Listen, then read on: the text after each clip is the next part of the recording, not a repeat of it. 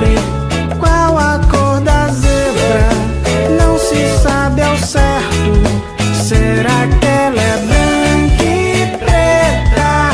Ou será que é o inverso?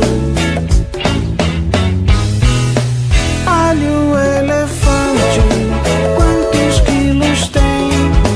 Eu duvido muito mesmo que não passe de 100. Vamos viajar até onde o sol possa nos guiar. Vamos para a África, juntos a sorrir, dar as nossas mãos e nos divertir. O safari descobrir, Dona vive dando gargalhadas. Acho